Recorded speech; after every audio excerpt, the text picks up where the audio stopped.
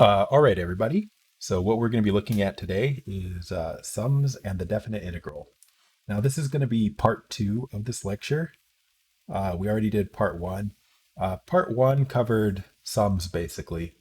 And yeah, I mean, part one covered sums. And today we're going to be doing the definite integral and areas, which this doesn't say areas, but that's just because it's the name of the homework, and that's what I wrote. But we will be talking about areas. So this is in part one. Okay. And we're doing part two. And that looks dumb. I'm erasing it. Anyway, okay, let's go ahead and get started. So this still goes with homework 26, which is what the previous lecture also went with. So this is just another add-on to that. Let's get going. So last time, what we learned about was sigma notation, and you need to know a little bit about it. You actually need to know very little about it. So, um, don't freak out if you don't understand that stuff very well. It's kind of two topics, but yeah. So here's sigma notation or summation notation, and you just kind of need to be, you know, you need to know a little bit about it. So we know what this was like, right? Like if I have a summation and I say like, we'll do I, let's say goes 1 to n, and then I have a function here. I'm going to call it uh, just f of n, I guess. And we know what that means. That was like f of 1 plus f of 2 plus f of 3. And you just keep doing that until you get to f of n.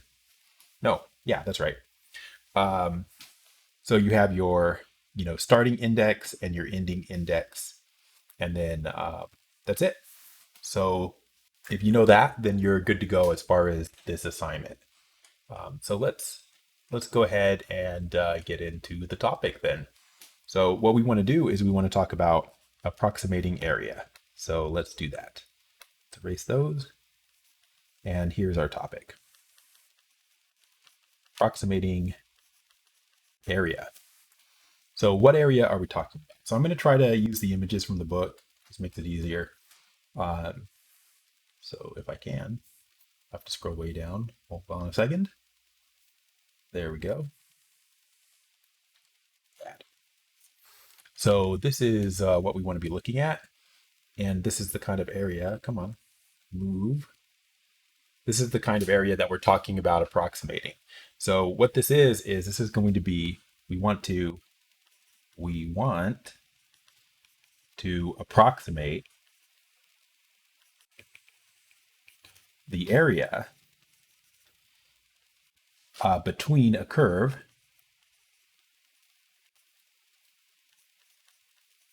so y equals f of x. So this is the curve, right? Y equals f of x right there. Then on the bottom, you've got just nothing, right? This is the x-axis. So between a curve y equals f of x and the x-axis. And then on the left and the right side, we just have, they're just straight sides, right?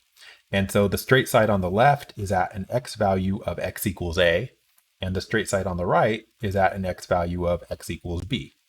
So we just say between x equals a and x equals b.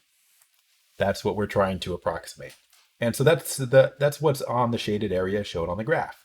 So this is x equals a, this is x equals b, and we just want this area. Okay, so how are we going to do that? Well, the reason we did some sums before we're doing this is because we're going to do it with a sum. So that's how we're going to approximate this area. So the plan that we have is going to be as follows. So I'm going to, let's see if I can add that same picture again. Take me just as long because I still have to scroll all the way to the bottom. There we go. And what can I do with it? I wonder if I can stretch it here. Will it let me? No, it won't. Well, that's just sad. Can't stretch it. I can stretch it big like that, but I can't stretch it sideways. That's all I wanted to do, but I can't. So makes it a little bit awkward. But what we're going to be doing is this. So so this is the idea. We're going to have to do this formally, but here's the idea. We're going to, as our first step, divide the region from A to B into in different sections. So I guess I'll say, choose in. That's going to be a number, just like n equals 5, for example. I'm going to change that to, yeah, no, 5's fine. Okay, so like n equals 5. So you choose an n. Then what you're going to do is you're going to divide the space between x equals a and x equals b into n different sections. So divide x equals a. Actually, I'm going to write it like this. Let's say a to b into n sections, or intervals, I'll call them. So what that looks like on the graph is, if we wanted to divide that into, let's say, 5 sections, you would just go like 1, 2, 3, 4. And now it's divided into 5 different sections, right? First section, 2, 3, 4, 5. So we divide it into in different intervals. Now, then what are we going to do? Well, then what we're going to do is we're going to draw some boxes, some rectangles on this graph. Draw in rectangles on the graph. So there's going to be a couple of different ways we can do this, but I'm going to show you one. So we can only show one in each drawing. Oops, that's a terrible drawing here. Okay. There's my first line. That. So there's your first rectangle. Then you're going to have another rectangle.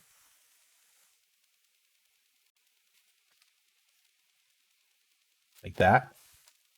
Then a third one. And these rectangles are getting really ugly as we go. But, it's okay. We'll survive.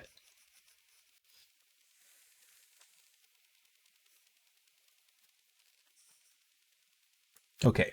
And so the way I'm getting those rectangles in this particular example is I was the left corner of the rectangle. The top left corner of the rectangle should be on the curve. So like that point's on the curve, that point's on the curve, this point's on the curve, this point's on the curve, this point's on the curve.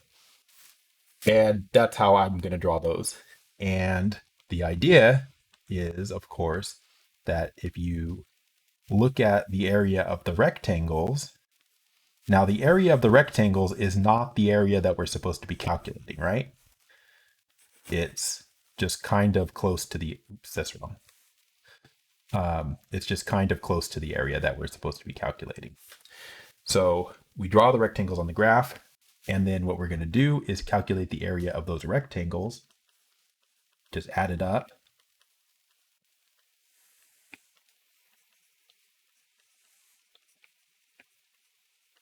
Add up the area of the rectangles. And the whole point of that is that the area of the rectangles is close to the area that we were trying to calculate. Area of the rectangles is, sort of close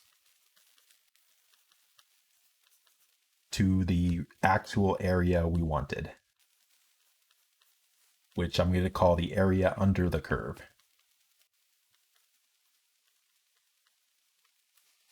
Right, so if we look at our both of our drawings side by side, we wanted to calculate this area, but the top is curved, so we don't know how to do it. So we draw these rectangles and we calculate the area of the rectangles, and they're kind of close to this area. I mean, they're going to be, very close actually, right? If you look at what happens, you can see that if we use these area, like the rectangles, to approximate the actual area, like this rectangle right here has some area here that's above the curve, and we should not be counting this area. And we should not be counting this area, right? If we're trying to calculate area below the curve, then we shouldn't be counting this because it's above the curve. So this is a little bit of extra area we shouldn't have. This is a little bit of extra area we shouldn't have. This is a little bit of extra area that we shouldn't have. But over here, this is area that we were supposed to count and we didn't count. So like this area here, at least partially counterbalances the area here that we counted and shouldn't. So this is extra area, this is missing area, and maybe they sort of cancel out. Maybe they don't, right? But the point is that that's what I mean when I say the area of the rectangles is sort of close to the area under the curve. It's not exactly equal, it's just close to it, okay? So what this section is about is calculating area this way. How do you do that? And so that we can do it in a very systematic way, and that's what we're going to do. We're going to do it in a very systematic way. So let us get started. So now that what we've got is the idea here of how we're going to do it, then we're going to precisely spell it out now. So we're going to say calculating left-hand rule, or a left-hand Riemann sum. So here's our first thing. So we're going to rule. This is how it's written in the book. That's why I'm copying it. Rule. Left endpoint approximation. Now, by the way, the reason this is going to be called the left endpoint approximation is because it's going to be what we did in this picture. It's the left-hand corner that's actually on the curve, right? Top left is on the curve. Top right is not on the curve. Top left in the second rectangle, top left is on the curve. Top right, not on the curve. This rectangle, it's the left endpoint on the curve. This rectangle, it's the left endpoint on the curve. This rectangle, it's the left endpoint on the curve. So it's always the left endpoint in this picture. And this picture is what we're going to be doing right now. So that's going to be called the left endpoint approximation. Of course, there's also going to be a right endpoint approximation, and it's going to be almost identical, but it's going to be right endpoints instead of left endpoints. So here is what we're going to do. We're going to need to we need to write it out precisely. Okay, so here's what we're going to do. So what do we say?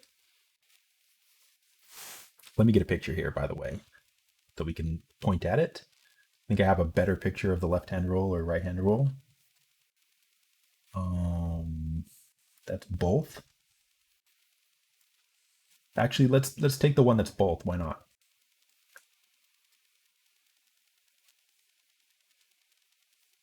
Okay. So here's the one. This is actually both rules. So what we're doing right now is only the one on the left. So not this one. Only the one on the left. Okay, so we're doing the one on the left. So you can kind of see already some notation on here that we're going to have to define. So here's what you do. So you say, okay, so first of all, we already know what we're trying to do. So when we're starting this out, we start with, the function f of x. So we already have that. You need to know the a and the b.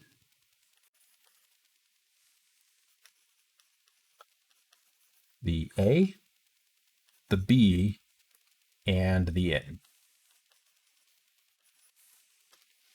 Okay, so that's what we know. So like they'll say something like this. They'll say like, for f of x equals x squared,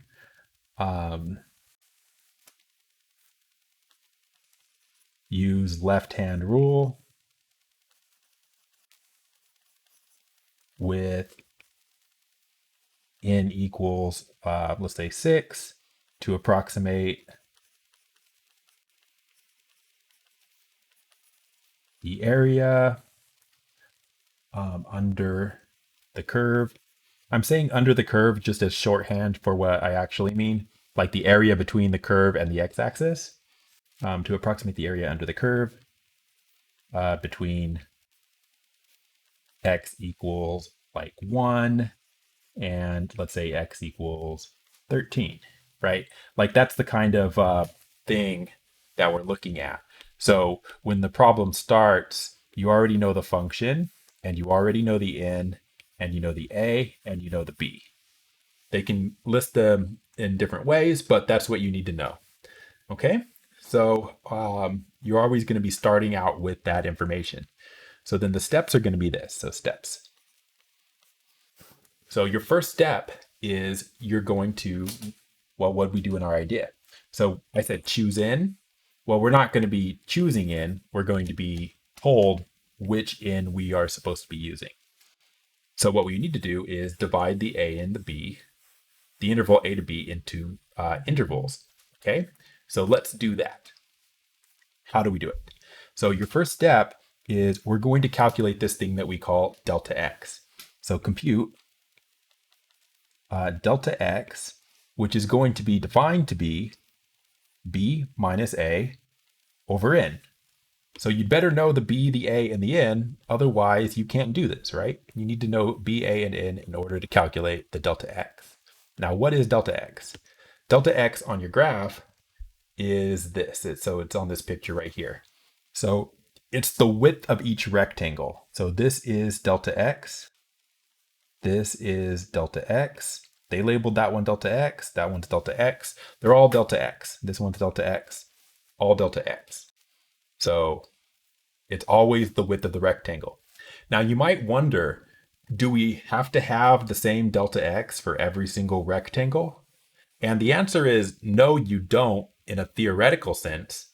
But the way that we're defining it here, we are going to use the same delta x for all of the rectangles. So it didn't have to be that way, but it is that way.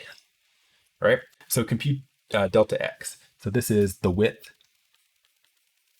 of each rectangle.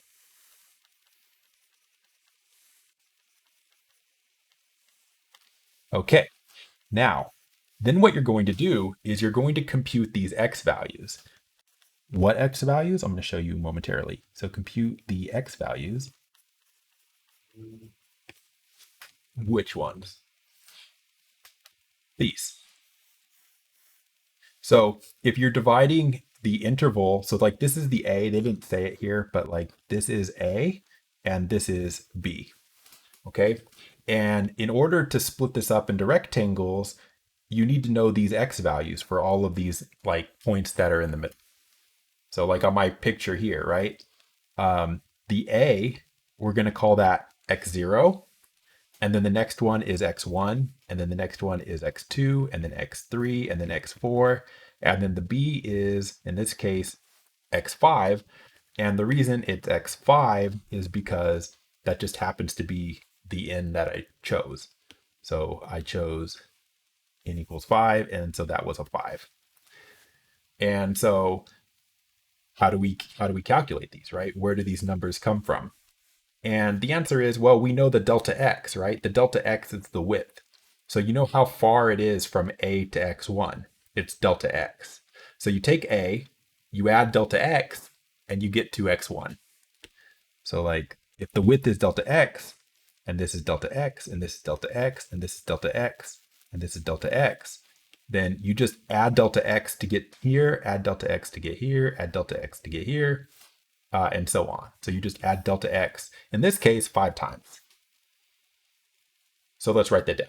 Compute the x values. So the x values are going to be as follows. So the formula is going to be this. So the formula is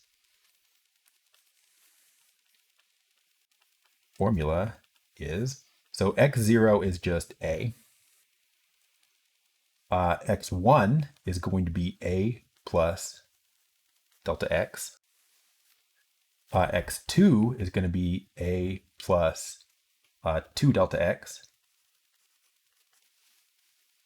x3 is going to be a plus 3 delta x, and so on. And you keep doing that until you get to the last one. The last one is going to be xn, which is going to be a plus n delta x. Okay? And so that's the formula. So you're going to calculate all those. That's why you've got to calculate the delta x first, so then you can put those in here. Yep. Now, when you're calculating these by hand, by the way, I'm just going to write this down here. You start there, and when you're calculating them by hand, what you're going to do is probably not use this formula. You're probably going to calculate them like this, because you add delta x every time. So to get to x1, a plus, actually, hold on, x0 plus delta x. And then for x2, it's x1 plus just delta x. x3 is x2 plus delta x, and so on, and so on. So xn is x n minus 1, whatever that may be, plus delta x. So both of these formulas are the same.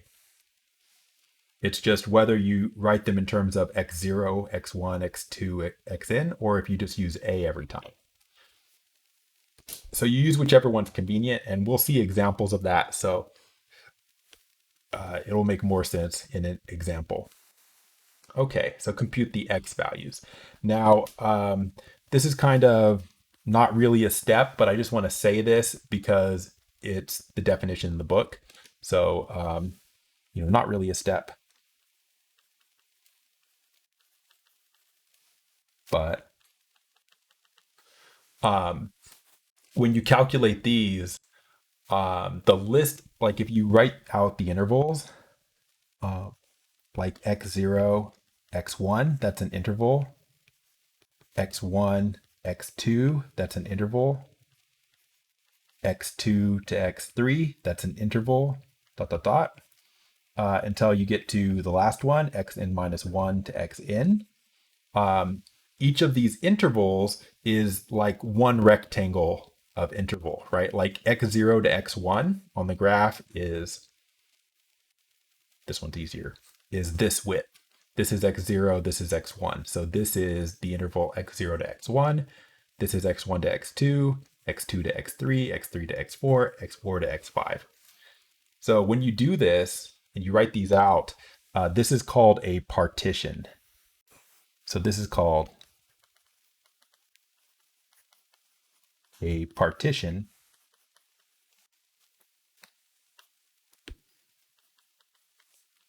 of AB. So when you're splitting up the interval into other intervals, it's just called a partition. Okay, and so if you see that, that's what they're talking about. Okay, so now once we do that, once we have all the x's, then we're almost ready to write our answer. I think we are ready to write our answer, actually. So step 3 is not really a step, it's just a definition. Step 4 is going to be the actual step, which is going to be this. So the area between, I should say it slightly differently, sorry, the net area between the curve y equals f of x and the x-axis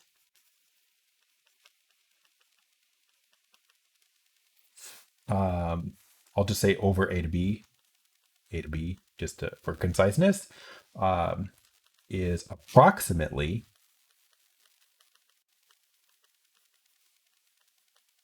equal to, and they're going to write it this way. So they say Ln, and so the L is just for left, the N is the N, and they say it this way: f of x0 delta x plus f of x1 delta x plus, continue on that pattern, and eventually you get to f of x n minus 1 and then delta x. Okay, and I just want to stop here and point this out. X in minus 1, not X in. Now that might be confusing, but you need to look at the picture and see why. So look at the picture here. In this picture, x5 is b. It always is. It's up here. This is the x value. Now this point right here, what is it used for? And the answer is nothing. We're not using this point for anything, right? We used x0. This is x0, x1, x2, x3, x4. x5 is here, and it's not being used for a rectangle at all. When you do a left-hand sum, you don't use the last point. Okay, so this is, x in is not on a rectangle. Okay. I still calculated it here in the formula, but there you go. And so this is the formula of the sum, and I'll explain it momentarily. In sigma notation, really ugly, it's going to be, they say 1 to n. This is how they write it. F of x I minus 1 delta x. Or I'll write it a different way. You could have said like j, maybe I'll use a j, 0 to n minus 1 of f of x j, the j delta x. I just wanted to write it both ways here because, like, if you think about it, the starting index is 1. And if you put a 1 in here, it's 1 minus 1, which is 0. So f of 0 is the first one, which it is. And when you put an n in here, it's n minus 1, which is x n minus 1, which is the last point. But instead of going 1 to n and I minus 1, you could have said 0 to n minus 1 and just used a j. And putting a 0 in here is x0, and putting n minus 1 in here is x n minus 1. So there's, you can write the formula different ways, and they're both the same formula, really. So I just wrote it both ways. Okay, so that's your formula. And technically, that's the information that you need in order to calculate this. Okay. Now, the right-hand rule is going to be exactly the same thing, but different. So I'm going to say right endpoint approximation. Okay. So steps 1 through 3 are the same.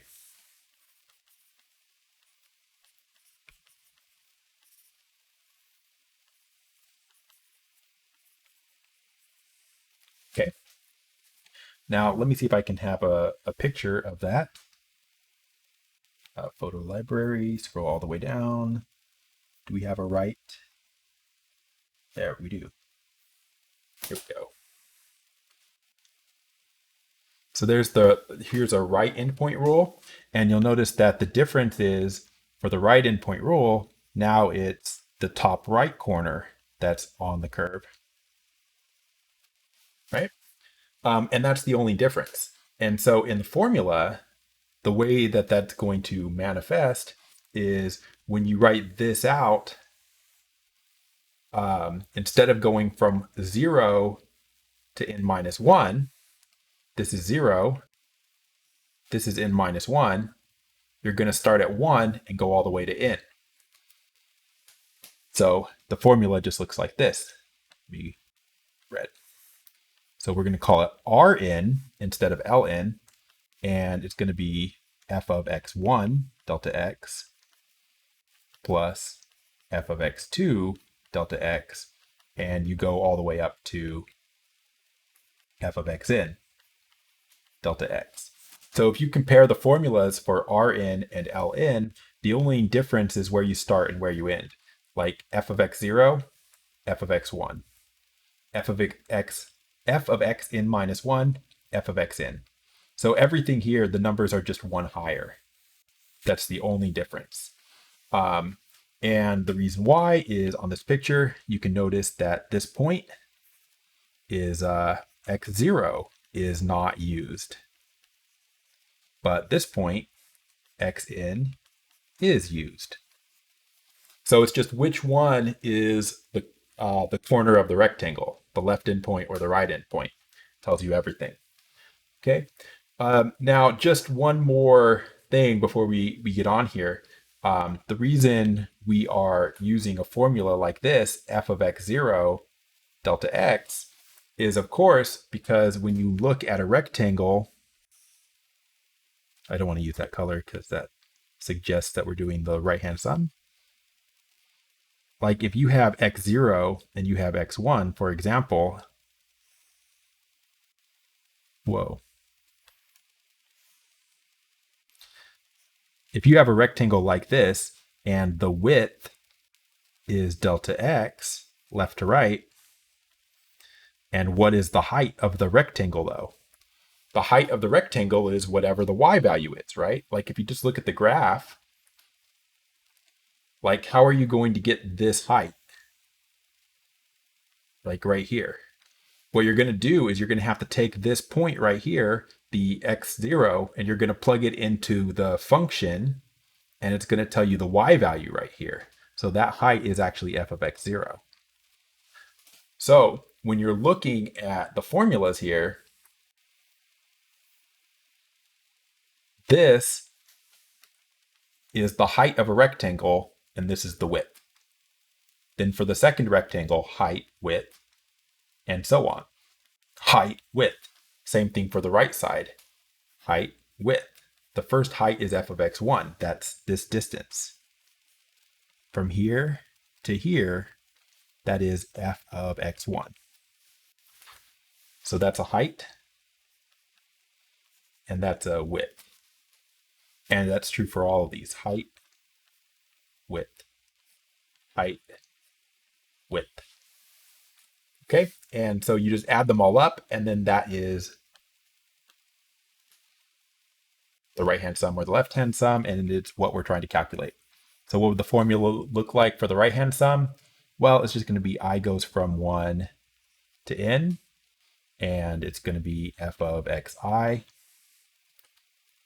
and then delta x.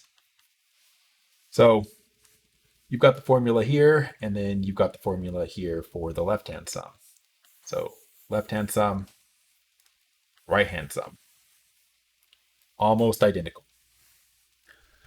Okay, so let's actually calculate some of these. I just closed my assignment. Let me find them here. Oh no, what is 26? So sorry. Just gonna take a second to find a problem. I want to write it just the way that they write theirs, so that's why I'm looking at the homework and you can't see it, but we'll get there. It's a short homework assignment, I think, in terms of number of problems. Almost. Yeah, awesome. Okay, cool. So I wish I had this picture, but I don't. So I'm just going to try to draw it.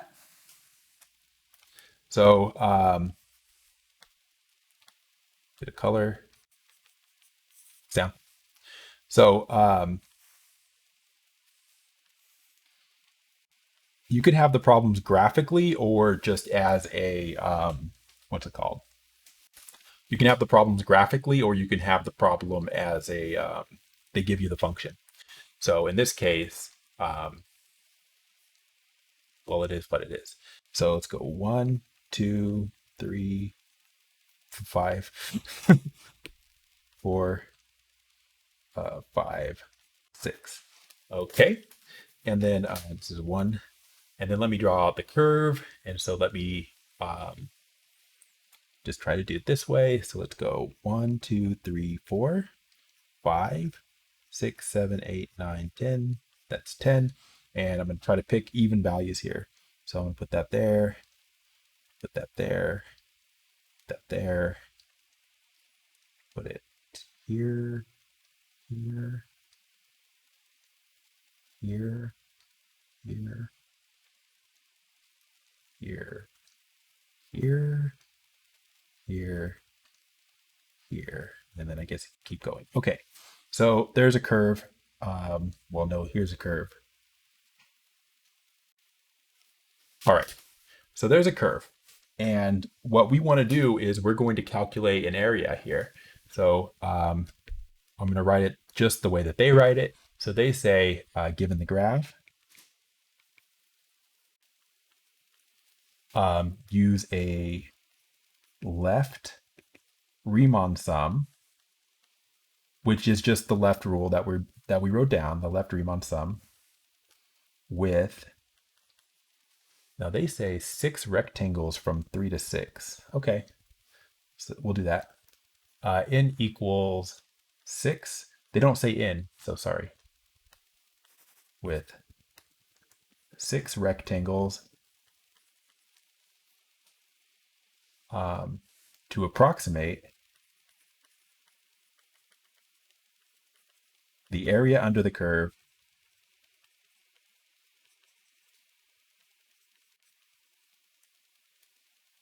over 3 to 6. And they say round to 0 decimal places. Okay, that's good. Round to 0 decimal places. So just rounded the integer. Now they picked even numbers and so did I. So there's no actual rounding, but this is how they word it. Okay. So if you want to do this, you can just draw this on the graph, but instead of drawing it, I'm going to go through the steps to calculate it and before we draw it. All right, okay, so let's start. What are our steps? So the first thing we need to do is we need to know the n, right? But we do know the n. So if you know the n, you need to compute delta x, b minus a over n. So make sure you know what you need to know. So what's the b? It's here, right? Oops. This is the a and the b. So we've got a is 3, b is 6, and n is the number of rectangles. That's also 6. Okay? So you need to know those. Once you have those, now we can go through the steps. So the steps are step 1, compute delta x, which is b minus a over n. So let's do it. Delta x is b minus a, that's 6 minus 3, over n, which is 6. So you get 3 over 6, which is 1/2. Okay? Good. Always feel free to write that as a decimal if that makes it easier for you. Just up to you. Okay. Now, then what are we going to do? Once you have those, you're going to compute those x values.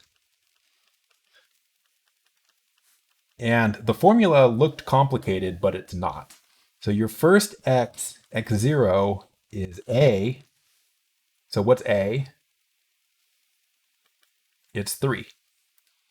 Okay, and then what you do after that is we're just going to be adding this delta x every time.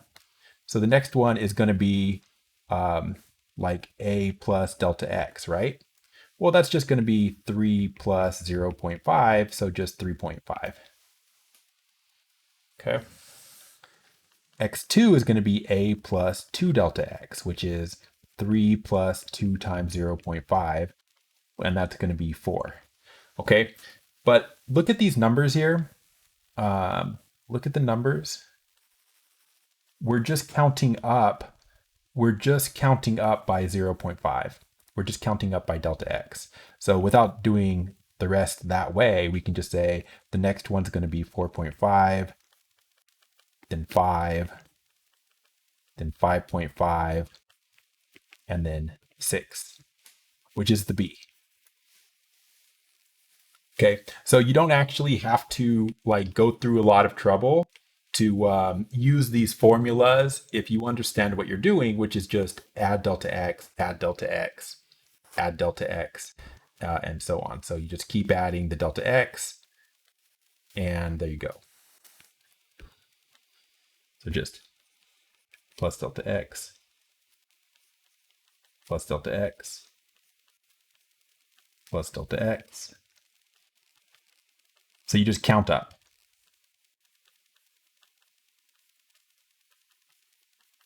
Okay, so those are easy. So you've got the x0, x1, x2, x3, x4, x5, x6. Okay, once you do that, then we are ready to use our formula. So, 3 was not actually a step, so we're actually on step 4. So we can use the formula. So the formula would just be this. So use the formula. So the formula for L6, because we're using n equals 6, was very simple. F of x0 delta x, f of x1 delta x, right? You keep doing this until you get to f of x n minus 1. Actually, this is 6. So you stop at 5.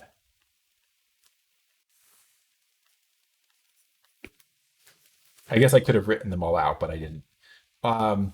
So from x0 to x5, because that's x n minus 1. That's according to this formula here,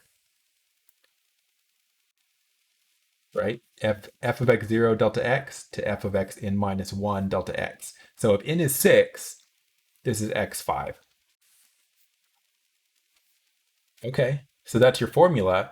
And then you just start putting in the numbers. So put in the numbers.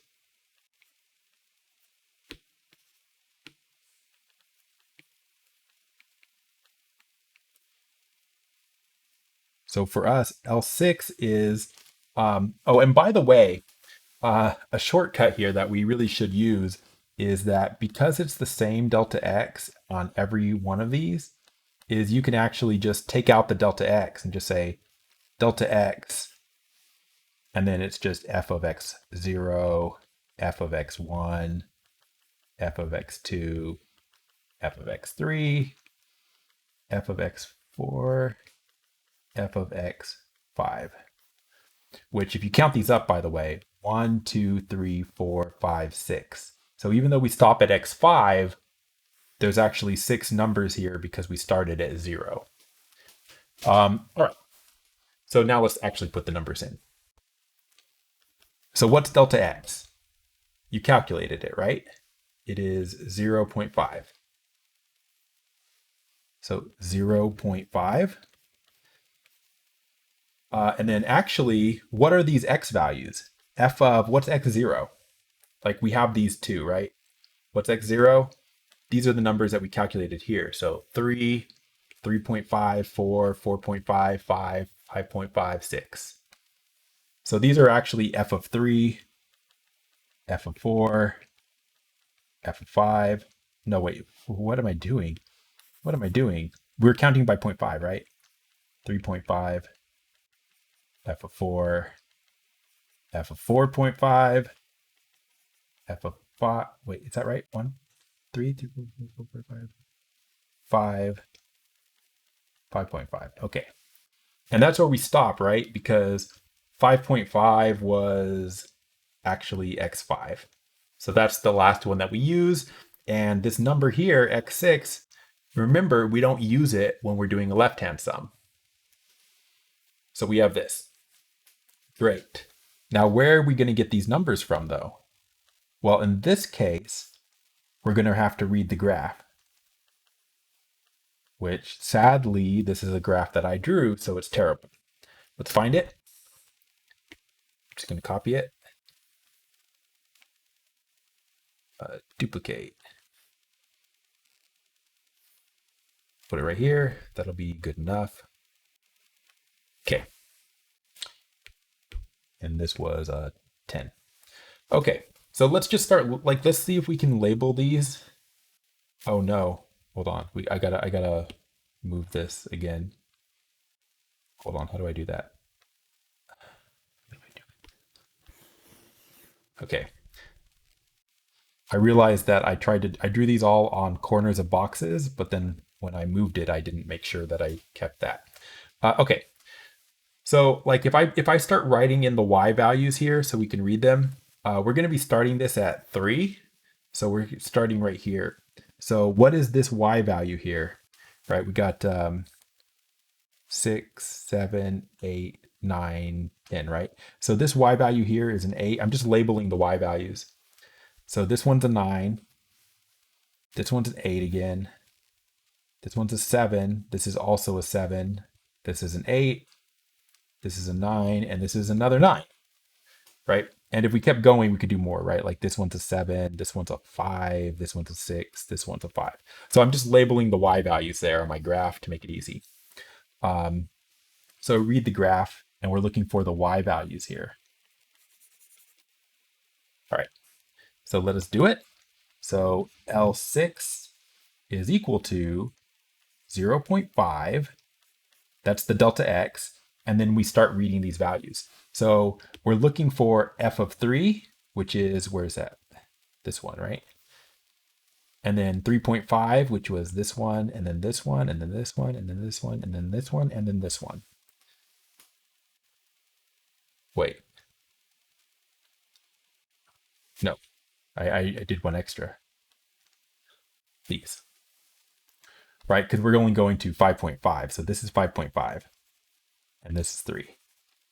So we're going from here to here. Okay, so just in that section, I think I highlighted all the ones that we need. So f of 3 is 8. 8. F of 3.5 is 9. F of 4 is 8. F of 4.5 is 7, right here.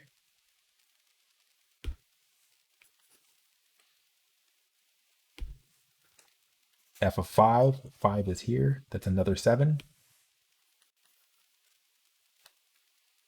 And then f of 5.5, which is here, is an 8. And we just work this out now. So you have 0.5, and then add these all up.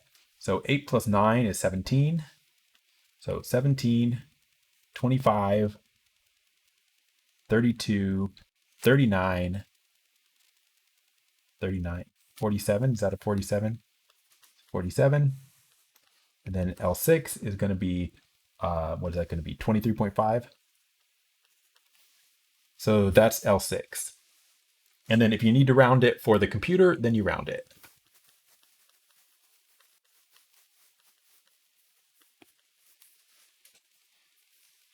And that's the left-hand sum. Now, I didn't even draw the rectangles on this graph, but if you did, this is what they would look like. So you'd have one rectangle like this. That's your first rectangle. Then your next rectangle is here.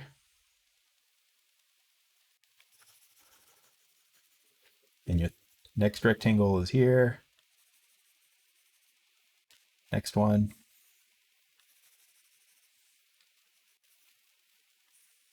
Next one.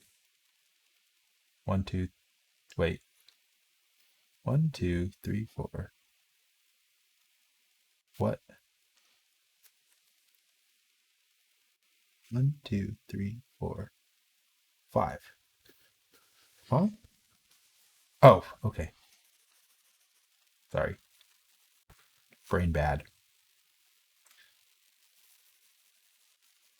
Okay, there we go. Those are the ones that we added up.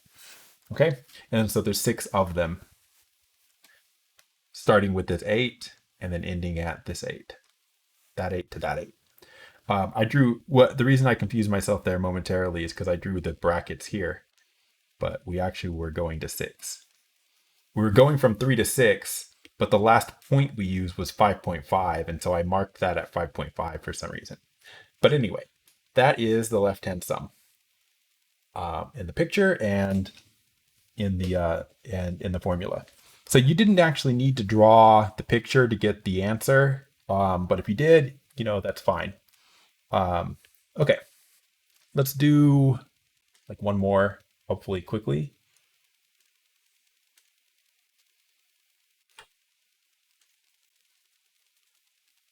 Um, yeah, okay. So I think mostly these are going to be like using a graph. So here's one more here. We'll do a right-hand sum, I think, this time.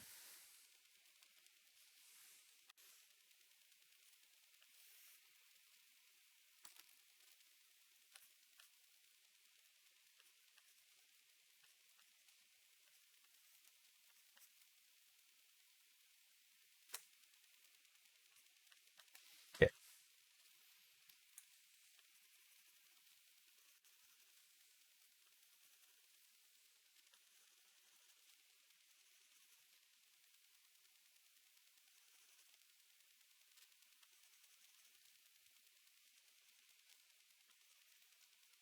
Okay, so just like last time, we've got just kind of a drawing here of some function, and we're going to use a right-hand sum to estimate the area um, under the curve from, let's say, 2 to 4. No, let's do 1 to 5.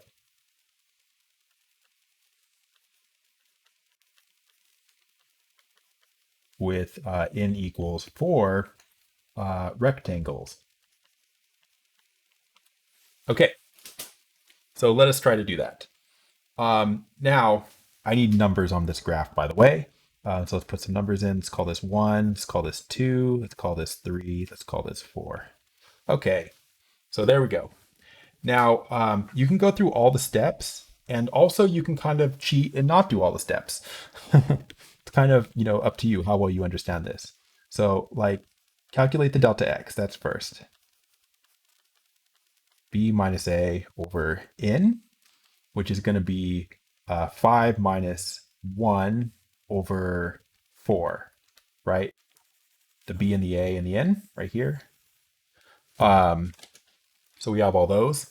Your x values then are going to be x0. You start at a, which is 1, and then you add the delta x, which in this case, oops, I didn't finish delta x. The delta x is actually just 1. So we're just going to be adding 1 every time. So 1, 2, x2 is 3, x3 is 4, x4 is 5. So these numbers here, x0, x1, x2, x3, x4, those are all really easy to calculate in this case because delta x is just 1. So 1, just add 1 every time. So you calculate those. Now we're doing right-hand sum. So the right-hand sum says we're doing R4.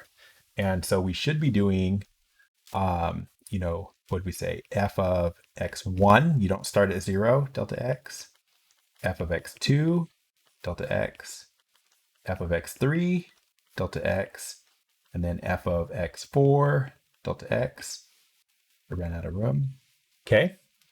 Or you can always factor out that delta x because they all have a delta x, and then it's f of x1, f of x2, f of x3, f of x4.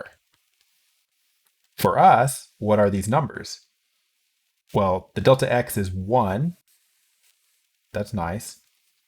And then the x1, x2, x3, x4 are actually 1, 2, 3, and 4. Usually you don't get that lucky that they're just 1, 2, 3, 4.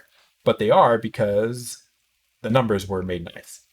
So on the picture here, what you're doing is this is your x0, this is x1, this is x2, this is x3, this is x4. And the rectangles are here. So the upper right corner is on the curve because it's a right-hand curve, right-hand sum.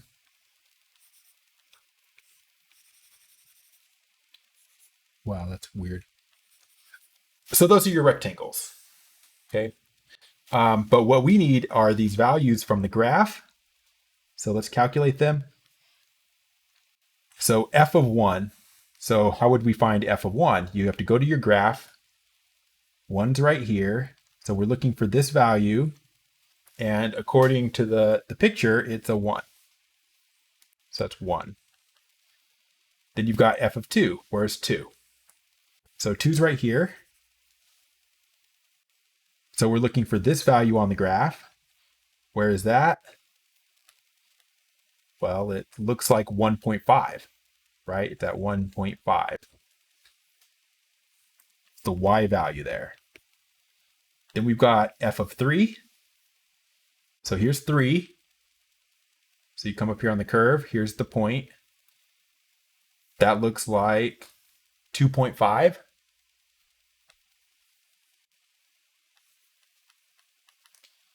And then f of 4.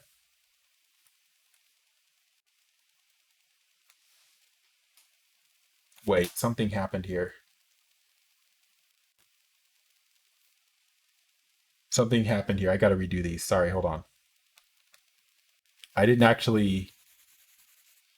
These are not right. I put the wrong numbers in. Back up, back up. x1. What's x1? 2. I put a 1. x1 is supposed to be 2. This is supposed to be 2, 3, 4, 5. Okay, start over. Sorry. Try again. Yeah, like I even pointed right here and I said, oh, this is 1. Yeah, it is. It's also not on the rectangle, right? This is not... Why am I even pointing at that? It's not on a rectangle. Okay. Okay, try again. Sorry about that. So the first one we're looking for is f of 2.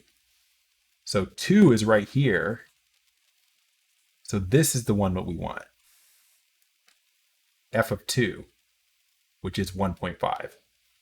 I mean, the numbers we got were okay, but how we got them was bad. Okay, f of 3. Here's 3. Go up to the curve. That's 2.5. F of 4. Here's 4. Go up here to the curve. That's also 2.5. F of 5. Here's 5. Come up. Oops, I just erased it. F5 is here. Go up to the curve. That's also 2.5. That can happen on these, by the way, where you have like a lot of points just come up the same number. Because you're not taking like even the curve. If the curve goes up and then down and then up and then down and then up again, it ends up going through the same y value a bunch of times. So they can show up here a bunch of times. Okay, so we calculated those and then we just add these up. So 2.5 and 2.5 is 5, plus 2.5 is 7.5, 7.5 and 1.5 is 9, right? 9. There you go. And that's how you calculate these, right-hand sums, left-hand sums. They take a little bit of practice, but they're not that bad.